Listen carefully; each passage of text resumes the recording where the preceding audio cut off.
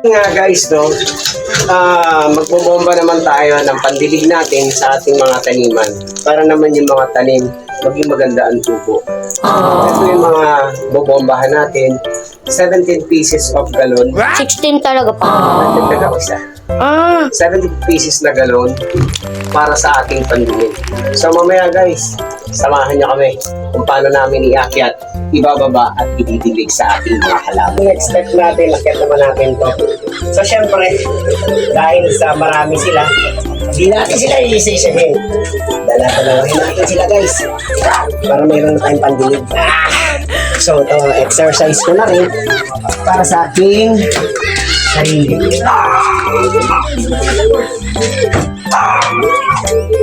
So yun guys, ibalik-balik tayo nito para sa ating namang leg. So kasama lahat ito, no, yung ating exercise.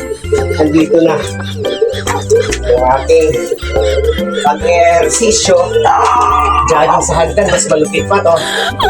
Ayan o, na may karga tayo. So, apat na karga tayo para sa ating legs. Ito yung next step natin, no?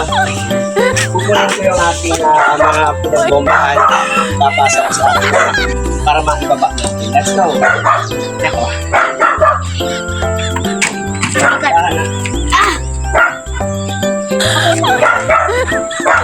Basta may natin.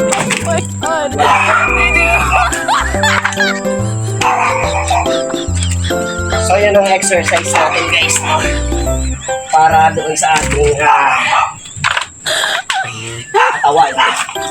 So syempre, isang magandang exercise para sa akin to. Okay na? 17 yan, dami-dami yan eh.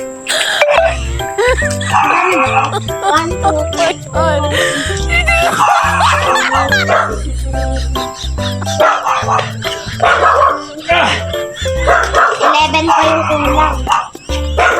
Wag dalawa! Isahin mo lang. Isa lang, kuha. So ayun na. Talagang matinding exercise ito. At mamaya, yung exercise ko naman, yung hatid ko yung aking panganay na nakabike. So meron tayong pang legs. Ito, back shoulder, lahat kumikilos. Tapon. Ano na tapon na may court yan.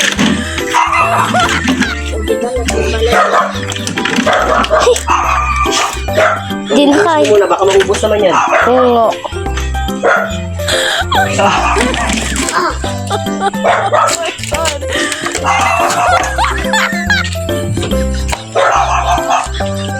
Dami ng galon. so ito yung last part natin, apat na. Talagang yung pawis ko nagakta.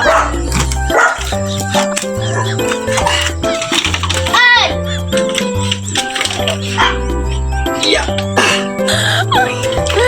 Tapon. Sana. Bagal. Matatapong kasi yung walang takip pa. Ang kakang daw. Lagay ko na ito. So yan guys, natapos din kami. Ito yung araw-araw kong routine, no? So kailangan kong ihatid dito yung mga tubig. Tapos yung mga anak ko, yung nagbihis na dahil may pasok sila. After ko na ito, nakapagdilig na ako, di ba? Sa aking mga tanim. Mga tanim ko, natiligaw na natin. So maghahatid naman tayo ng ating estudyante.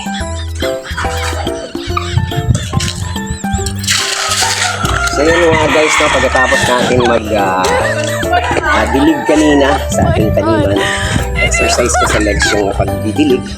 Ito naman ngayon mag-ahad tayo sa kanyang ate sa school.